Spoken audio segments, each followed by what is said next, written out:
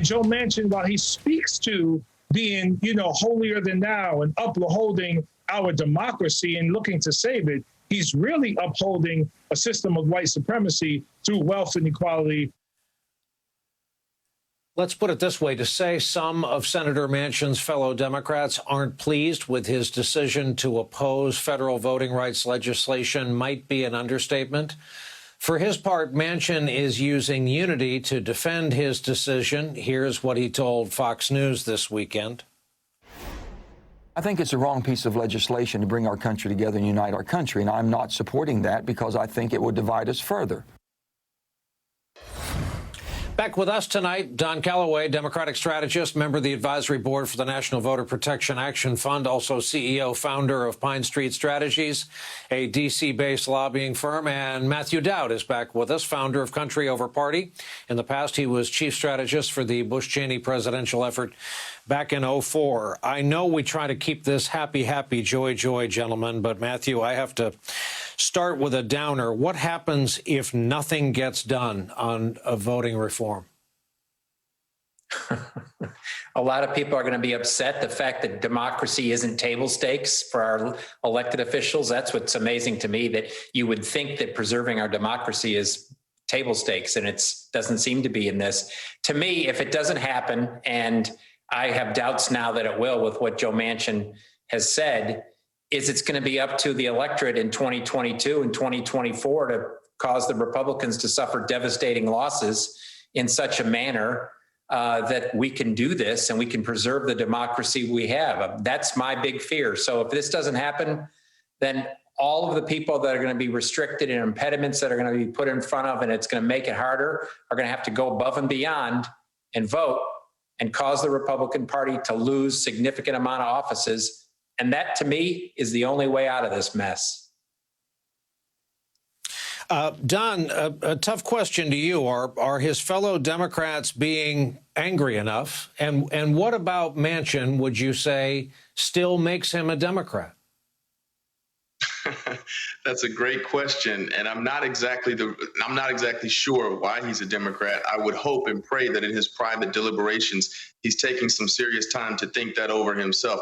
I've been a professional Democrat for a long time, and I'm well aware that we are the party of the big tent, and many of those within that big tent are single issue voters. For some of us, it's women's autonomy and rights. For some of us, it's gun control. For some of us, it's criminal justice reform. But for all of us, it's voting rights, because we understand that that is the gateway to get anything done that is going to amount to progress in this country. All of his fellow Democrats are clearly not as angry, as righteously angry as Principal Congressman the gentleman from New York, Mr. Bowman from New York. But, frankly, I don't know what more anger from fellow members of the party would do at this point, because certainly Joe Manchin has heard from all of them, and he has decided to place himself on this island, and it's fundamentally the wrong decision in the preservation of democracy, if that is his greatest concern. Don, take a second, talk about a picture on the wall behind you that I know you're justifiably proud to display. Oh, yeah, that's Norman Rockwell, 1964. It's called The Problem We All Live With. My mother gave it to me for my 40th birthday not long ago. And it is a picture of Ruby Bridges integrating the New Orleans public schools as a 6-year-old in 1960. And my mother also integrated her public schools in Lawrence County, Alabama. This is in our lifetimes. This is not long ago. Ruby Bridges nor my mother are old women. And the point here is that by choosing to preserve the filibuster, Joe Manchin has decided to stick with Ruby Bridges not being able to integrate the New Orleans public schools. He's decided to stick with my mom not being able to integrate her public schools. And that's the choice in front of us all, not only as Democrats, but as Americans. Do we choose to stick with the filibuster, or do we choose gun reform? Do we choose to stick with the filibuster, or do we choose climate change and serious action on that? Major issues in front of us, and it makes no sense to intentionally choose to not go with voting rights, to maintain an archaic relic of the Jim Crow past. But that's the decision that Joe Manchin is making, and he has to understand that this is a much bigger posture. He has a much bigger choice in front of him than simply a Voting Rights Act or a Senate bill. He's deciding between progress or maintaining the past that we're all trying to move forward from.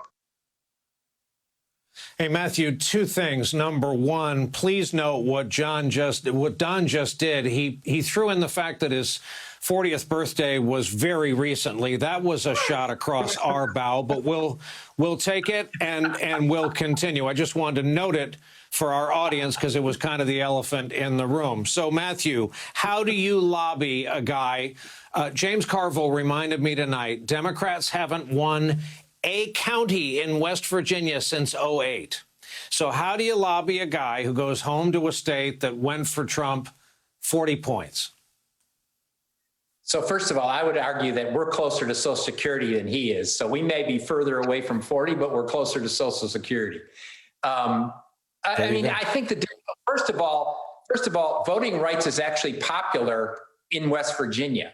And so it's not as if the general population of Democrats, independents, and Republicans, he could make an argument that it's a popular thing in West Virginia to do this. And so that's part of the argument. But I would actually make an historical argument to Joe Manchin. I know Joe Manchin. I've known Joe Manchin off and on for 20 years, back when he was governor of West Virginia. And I would say just a little historical walk down historical lane. The idea that bipartisanship, as he's defining it, which is what people in Washington do, is a farce.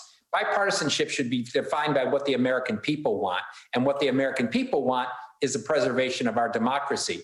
If bipartisanship was the path to what was good, we would have never had the 15th Amendment to the Constitution.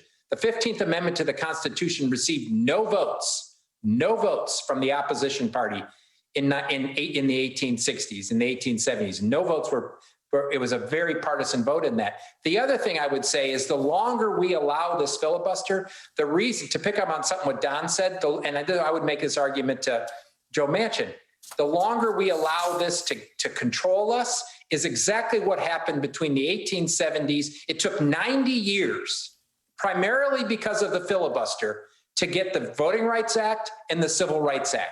90 years after the Civil War for us to get those two pieces of legislation to ensure that so many thousands and thousands of Americans lost their lives for. And so that the history of the filibuster and what it's been used for has been basically mostly used for nefarious purposes to keep rights away from certain groups in this country. So if he wants to unite the country, which I think he does, I believe him, and if he believes in bipartisanship, the quickest path to unite the country and bipartisanship is to get rid of the filibuster and support the voting rights legislation. Great point. I think too many people forget that too many people fought and died for the rights we're trying to enshrine today. Both of these gentlemen have agreed to stay with us. Don, of course, being young, has his whole life ahead of him. Coming up, how the delusions of a Florida retiree, the only retiree in Florida twice impeached, so he's got that going for him, are consuming the Republican Party.